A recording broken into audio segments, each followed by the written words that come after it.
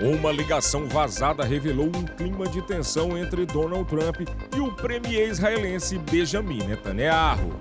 Os Estados Unidos confirmaram o primeiro caso de bicheira do Novo Mundo no Texas em mais de 60 anos e acende o alerta sanitário. Em Nova York, o sonho do título está mais vivo do que nunca. Os Knicks venceram o primeiro jogo das finais da NBA e levam a torcida ao delírio. E no Brasil News na Copa, reta final para o começo da Copa do Mundo. Carlo Ancelotti fala sobre a preparação da seleção brasileira, comenta a situação de Neymar e confirma novidades para o amistoso contra o Egito. Tudo isso e muito mais, agora no Brasil News.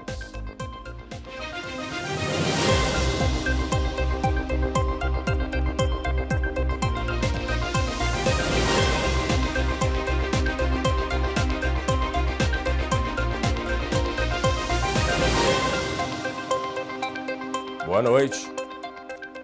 Uma ligação vazada revelou uma forte tensão entre Donald Trump e Benjamin Netanyahu. Segundo relatos, Trump teria chamado o premier israelense de completamente louco.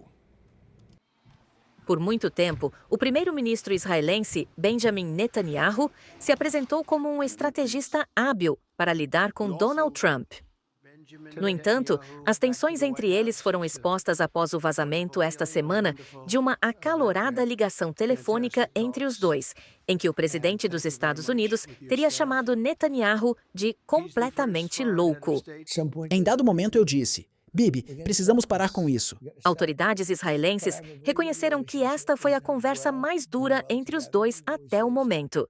E alguns disseram que havia prejudicado politicamente Netanyahu, já que eleições estão previstas para o final deste ano.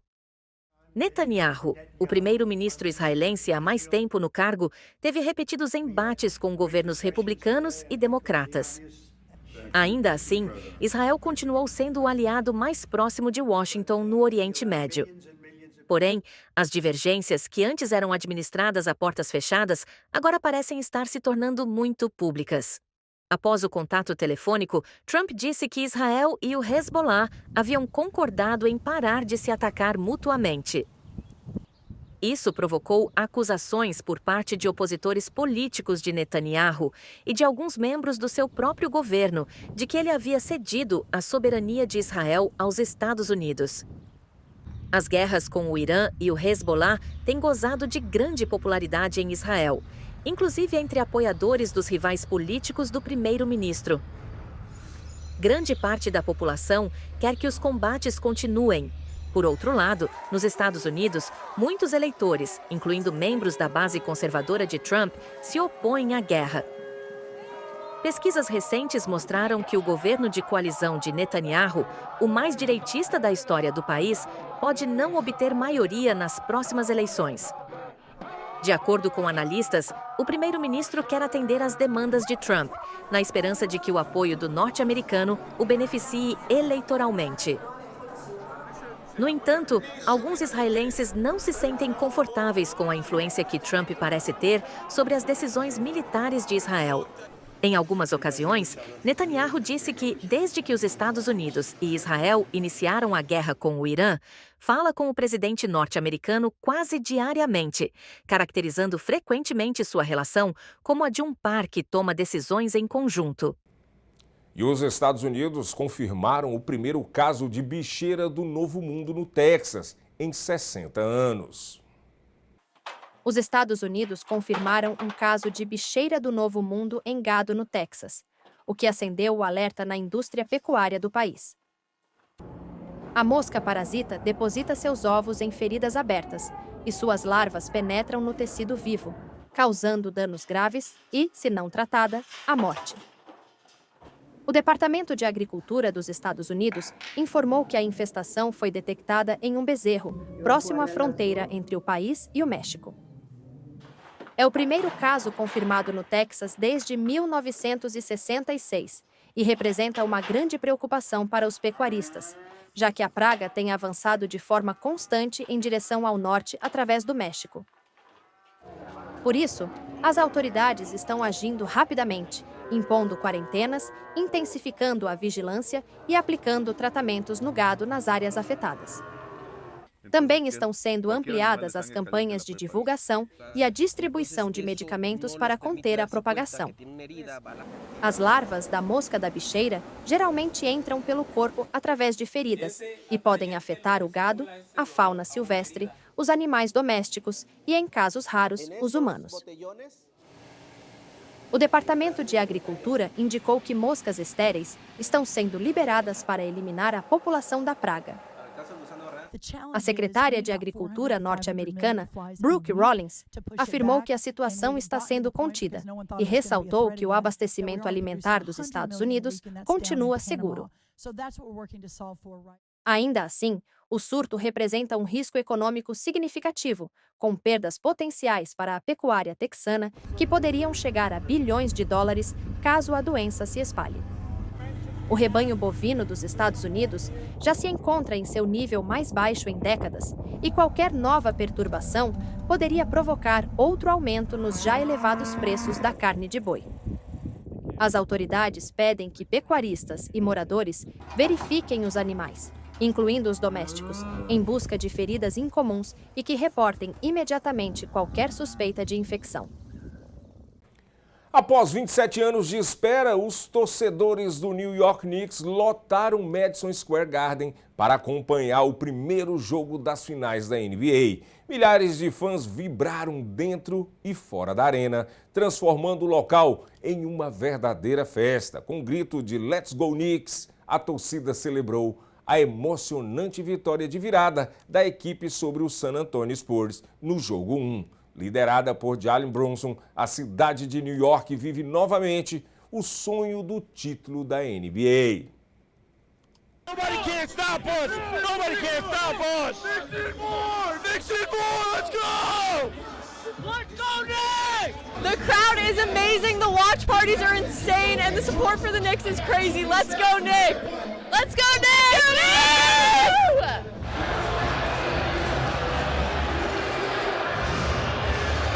Man, it's good. I love it. It's my first time in almost 40 years out here.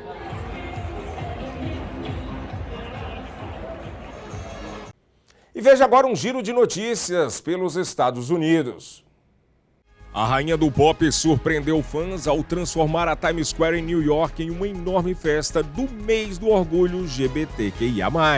Em uma apresentação relâmpago de cerca de 15 minutos, Madonna cantou sucessos de Conversations on a Dance Floor e revelou músicas inéditas do aguardado álbum Confessions 2. O evento, promovido em parceria com o aplicativo Grindr, reuniu centenas de fãs e turistas em um dos pontos mais famosos do mundo.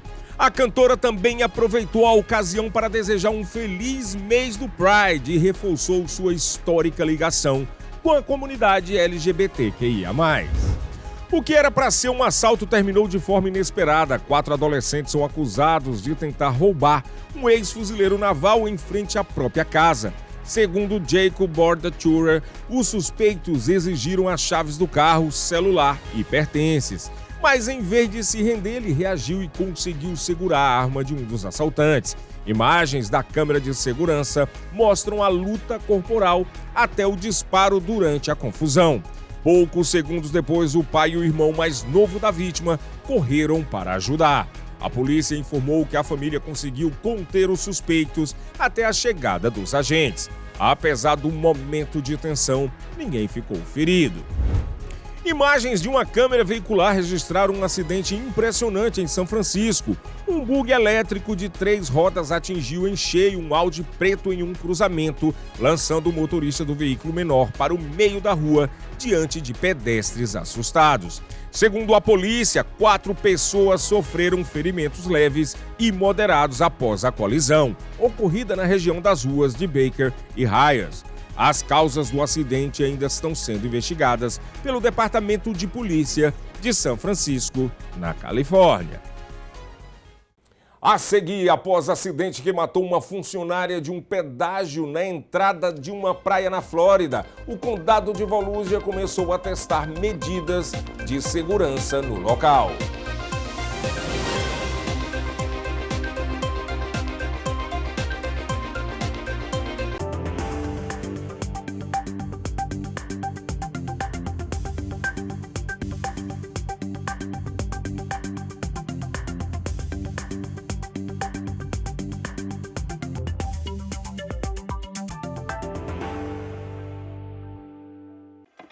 Tá com fome?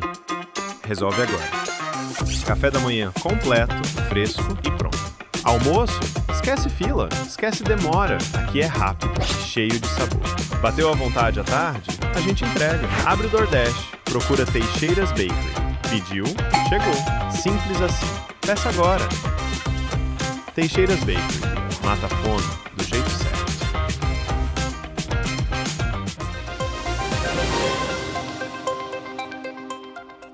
Após o acidente que matou uma funcionária de um pedágio na entrada de uma praia na Flórida, o condado de Volusia começou a testar novas medidas de segurança no local.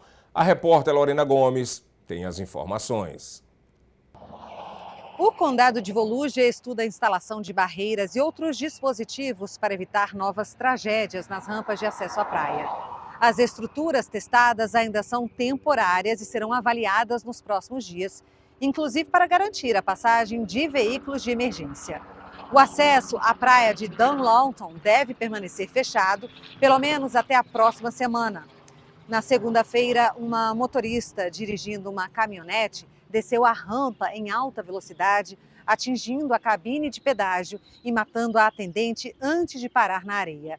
Segundo as autoridades, a motorista estava embriagada e foi presa sem direito à fiança. E a Administração Federal de Aviação, a FAA, está investigando um incidente envolvendo um avião da JetBlue e uma aeronave de pequeno porte próximo ao aeroporto de Fort Lauderdale. O caso aconteceu na tarde de segunda-feira, quando o voo vinha do Equador e se preparava para pousar na Flórida. Segundo a FAA, o jato recebeu um alerta de que outra aeronave estava muito próxima e fora de contato com o controle de tráfego aéreo. De acordo com relatos, os dois aviões chegaram a ficar a menos de 150 metros de distância. Os pilotos da JetBlue precisaram ganhar altitude após receberem um alerta automático de risco de colisão. Ninguém ficou ferido e a aeronave pousou em segurança. E a polícia de Miami-Dade confirmou que um homem matou as duas filhas e a mãe das crianças antes de tirar a própria vida em uma casa no bairro Doral Isle. As vítimas foram identificadas como Melanie Heyer, de 46 anos, e as filhas Savannah, de 11, e Sienna, de 8 anos. Segundo as autoridades, o autor do crime foi Ryan Charles Witten, de 42 anos, pai das meninas. Os 4 foram encontrados mortos durante uma verificação de bem-estar realizada na noite de terça-feira. A investigação apontou que as vítimas sofreram ferimentos por arma branca e que o caso é tratado como homicídio seguido de suicídio. Melanie Heyer era uma conhecida profissional do mercado imobiliário no sul da Flórida. A polícia ainda investiga a motivação do crime. E 2 homens foram presos após uma situação que começou com um acidente em Sanford e terminou com uma perseguição policial no centro de Orlando. Segundo a polícia, um dos suspeitos teria batido intencionalmente em outro veículo e fugido do local. O carro foi localizado no condado de Orange, onde os agentes tentaram fazer uma abordagem. Durante a ação, o passageiro assumiu o volante, fugiu e bateu em outros veículos antes de tentar escapar a pé. Os 2 suspeitos foram presos e o caso segue sob investigação. E um paramédico do condado de Volusia foi preso após ser encontrado desacordado ao volante de um carro ainda em movimento. Brendan James Berry, de 32 anos, estava caído sobre o volante quando foi abordado por agentes. Os policiais relataram que o homem apresentava fala arrastada, odor de álcool e dificuldade para se equilibrar. Ainda segundo a polícia, durante a abordagem, os agentes também encontraram no veículo um frasco com THC de alta concentração, que é a principal substância ativa da maconha. Berry disse ter consumido 2 bebidas alcoólicas durante um torneio de golfe e se identificou como paramédico do Corpo de Bombeiros de Deltona. Ele foi preso e responde por dirigir sob influência de álcool, recusa em fazer testes de sobriedade e posse de cannabis. Os candidatos Roberto Sanches e Keiko Fujimori encerraram suas campanhas em Lima antes do segundo turno presidencial deste domingo. O candidato da esquerda, Roberto Sanches, e a postulante da direita, Keiko Fujimori, que disputarão o segundo turno das eleições presidenciais do Peru no domingo, encerraram suas campanhas com comícios na capital Lima na quinta-feira. Sanches, ex-ministro do ex-presidente deposto e preso Pedro Castilho, fez campanha com base em uma reformulação radical do Estado. Candidato pelo partido de esquerda Juntos pelo Peru, ele surgiu como um competidor surpresa em uma disputada corrida de primeiro turno, defendendo uma nova Constituição para estabelecer um Estado plurinacional e conquistando eleitores insatisfeitos das zonas rurais e indígenas. Em seu comício, Sanches convocou seus seguidores a rejeitarem Keiko Fujimori, que disputará um segundo turno pela quarta vez. Nesta noite abençoada em que nosso povo nos trouxe até aqui, temos certeza de que será o fim do caos, o fim da senhora K, o fim dos assassinatos, o fim da corrupção, o fim da impunidade. Por sua vez, Keiko, filha do ex-presidente Alberto Fujimori, que cumpriu 16 anos de prisão por violações de direitos humanos, fez um apelo à unidade. Ela também reforçou suas propostas de defender o investimento privado e combater a inflação. Queremos um governo confiável. Queremos um governo confiável, um governo que respeite a lei e a Constituição, que defenda o Banco Central para que não haja inflação, que defenda o investimento privado, o pequeno, o médio e o grande, para resguardar os postos de trabalho. No primeiro turno, Sanches e Fujimori obtiveram, de forma combinada, pouco menos de 30% dos votos, com mais de 2/3 dos eleitores apoiando outros candidatos. Em uma pesquisa Ipsos sobre o segundo turno realizada na semana passada, Fujimori tinha 38% das intenções de voto contra 35% de Sanches. Cerca de 27.300.000 peruanos estão aptos a votar no domingo. O vencedor herdará um Congresso fragmentado, índices de criminalidade crescentes e uma nação onde quase metade dos cidadãos acredita que o próximo presidente será mais um a não completar seu mandato de 5 anos. Desde 2018, 6 presidentes diferentes deixaram o poder por processos de impeachment e renúncias frequentemente relacionadas a escândalos de corrupção. Recém-nascidos internados em uma maternidade de La Paz correm risco de vida devido à falta de oxigênio. Os choros dos recém-nascidos nas incubadoras ecoavam pelos corredores desta maternidade em La Paz, na Bolívia, na quinta-feira. Segundo os profissionais de saúde, por conta da escassez de oxigênio, os bebês correm risco de vida. A situação é causada pelos bloqueios de estradas por manifestantes antigovernamentais, que já duram semanas e têm interrompido as entregas de suprimentos essenciais. O médico Sérgio Hinojosa, que trabalha na maternidade, explicou que faltava pouco tempo para se esgotarem os insumos que atendem cerca de 20 bebês internados na UTI. O oxigênio está contemplado para hoje. O oxigênio está previsto para hoje, até à tarde. Com o que temos, estamos fazendo as operações de fornecimento de oxigênio e esperamos que isso possa ser mantido. Porque qualquer inconveniente no abastecimento nos colocaria em risco de deixar em estado crítico os bebês que ainda se encontram internados. Por isso, oxigênio é fundamental para o manejo ventilatório, especialmente na terapia intensiva. O manejo ventilatório, sobretudo em terapia intensiva. No Hospital Del Niño de La Paz, o único centro pediátrico especializado da cidade, a cozinheira Maria Cali preparava a comida na cozinha. Ela contou que os mantimentos também estão acabando e que restavam apenas 2 frangos para alimentar os pacientes. Cerca de 150 crianças estavam internadas na unidade. A falta de suprimentos é a mais recente consequência dos bloqueios que paralisaram La Paz e a vizinha El Alto. As obstruções são lideradas por manifestantes que exigem a renúncia do presidente centrista Rodrigo Paz em decorrência de suas medidas de austeridade e do aumento do custo de vida.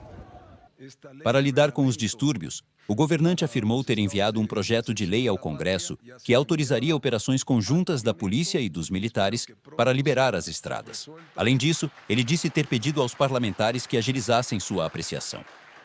Em paralelo, o Departamento de Estado dos Estados Unidos confirmou que o secretário de Estado Marco Rubio disse à Paz que o governo de Donald Trump estava aumentando o envio de assistência emergencial ao país.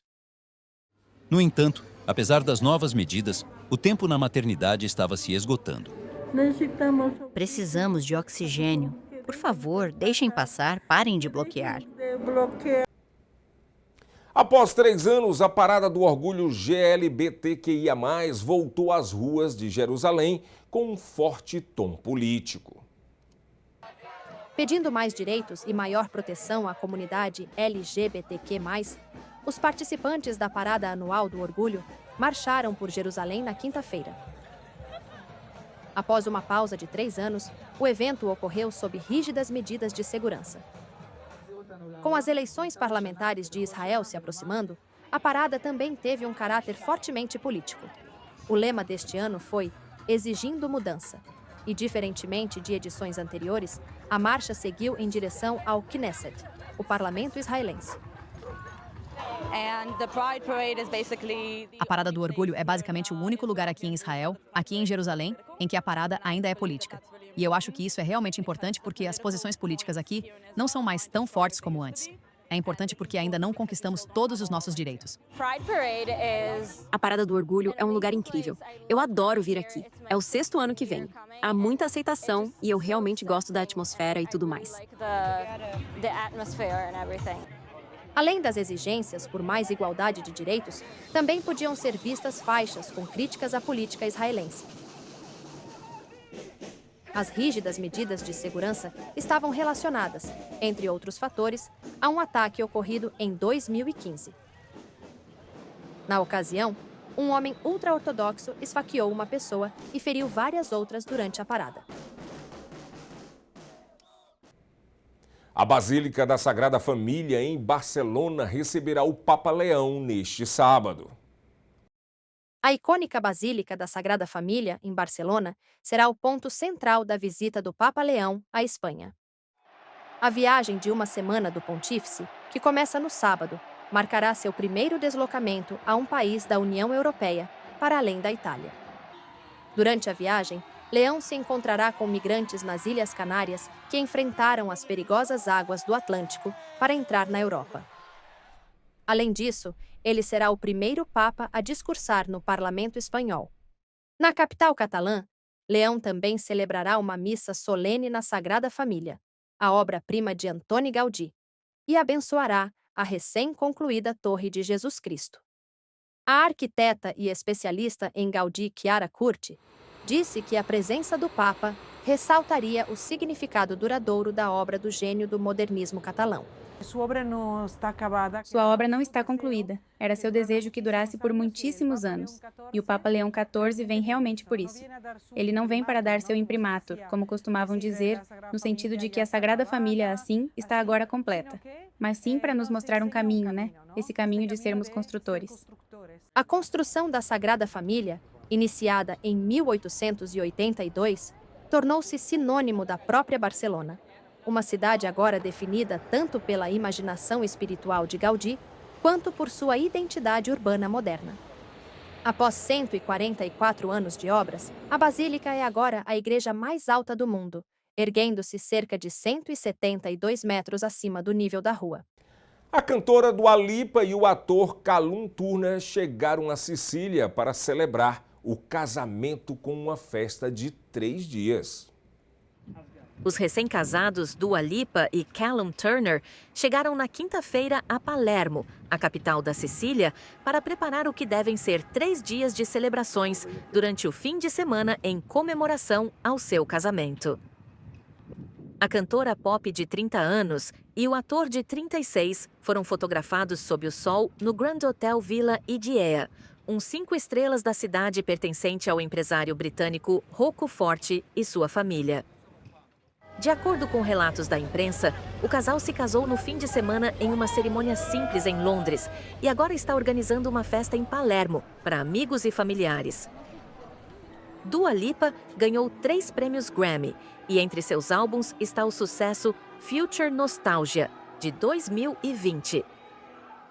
Já Turner é um rosto familiar graças à série de filmes Animais Fantásticos, do mundo de Harry Potter, assim como a minissérie Mestres do Ar.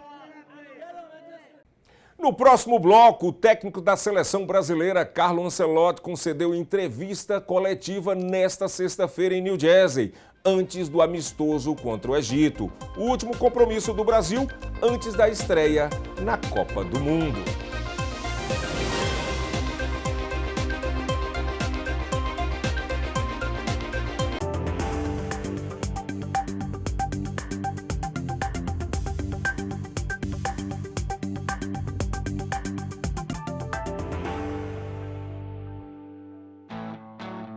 Você merece o melhor na sua mesa. Conheça a Cortes Famous. Carnes e embutidos premium feitos com qualidade, tradição e um sabor que faz toda a diferença. De linguiças artesanais a chorizos defumados, cada produto é preparado com cuidado para transformar seu churrasco, seu almoço ou qualquer momento especial em uma experiência inesquecível. Cortes Famous, sabor autêntico, ingredientes selecionados e a confiança que sua família merece. Experimente hoje mesmo. Quando o assunto é importação e distribuição de alimentos, a escolha certa tem nome: Triunfo Foods. Uma empresa forte, estruturada e preparada para atender supermercados e restaurantes, com agilidade, variedade e qualidade garantida. Portfólio completo, logística eficiente e centros de distribuição estratégicos que fazem o produto chegar rápido, no prazo e com padrão elevado. Triunfo Foods. Força no mercado, confiança na entrega e crescimento para o seu negócio.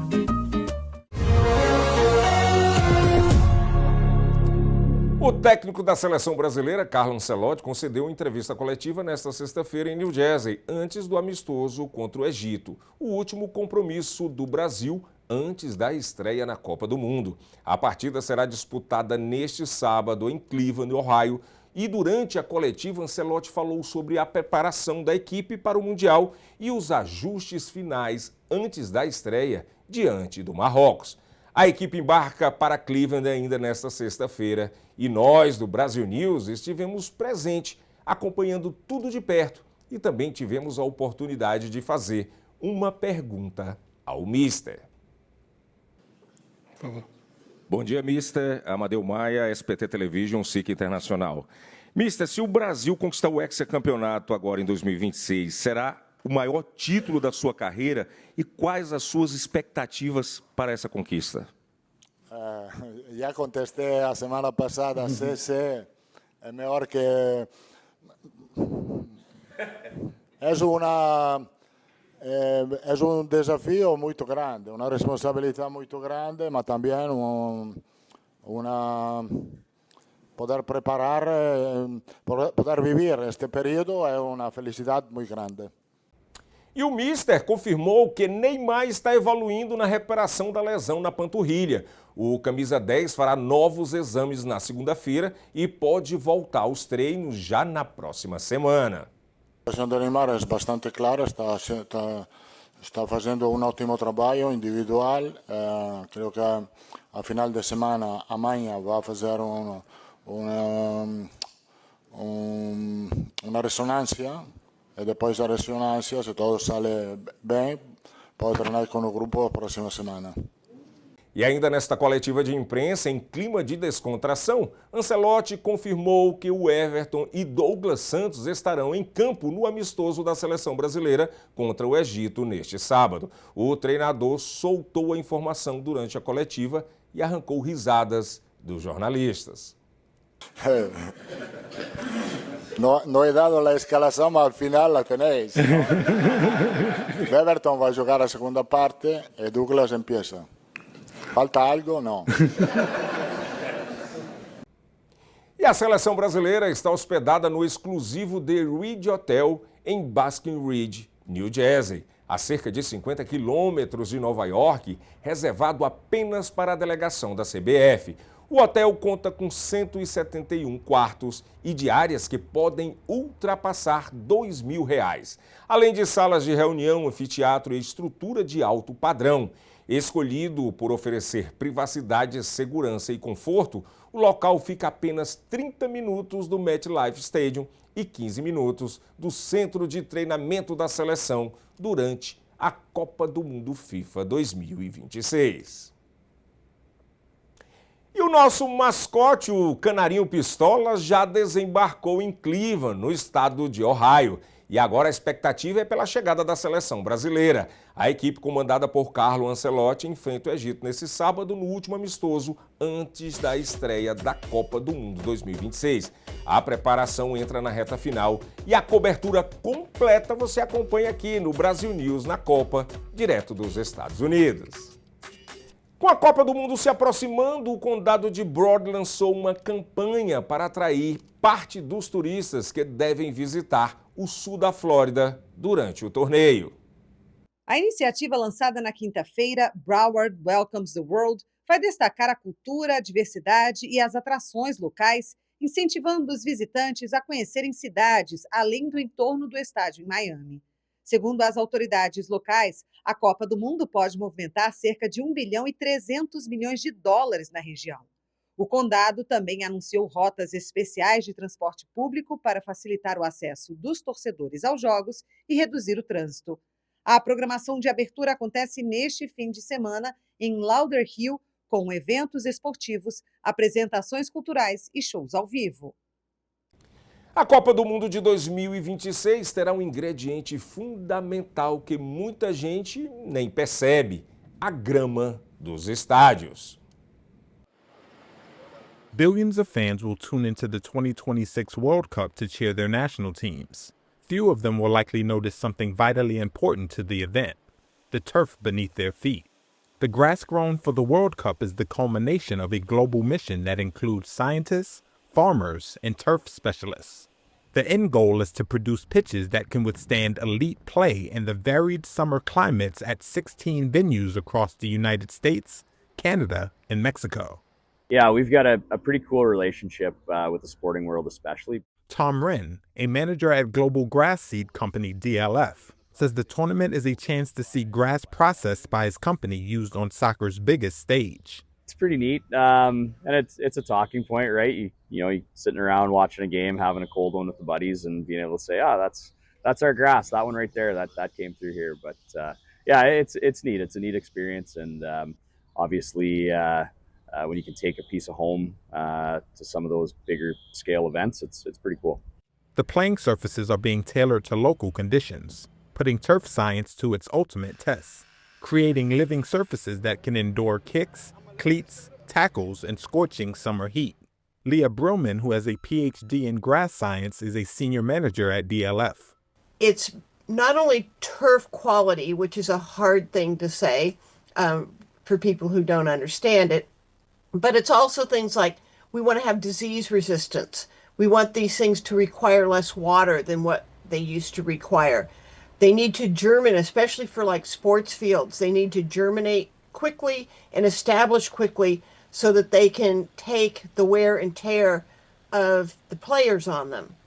And then you have to look at things like the tearing strength and the wear resistance. So can they have wear on them and they recover very rapidly?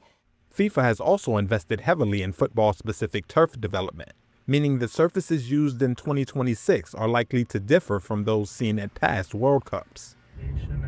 Grass seed farming is a tiny industry, and farmer Lauren Boundy said it was a source of pride that seed grown in Manitoba could play a role at the World Cup, putting a small local crop on a global stage. It's kind of humbling to the industry and a good story for the industry to know, like, hey, this small acreage crop in Manitoba is truly on the world stage in such a way. It might not get advertised to the average onlooker watching the game, but to know that, hey, seed grown in Manitoba is the seed at the World Cup is pretty cool. E chegamos ao fim de mais uma edição do Brasil News. Muito obrigado pela companhia, bom final de semana e boa torcida para a seleção brasileira amanhã contra o Egito. Boa noite.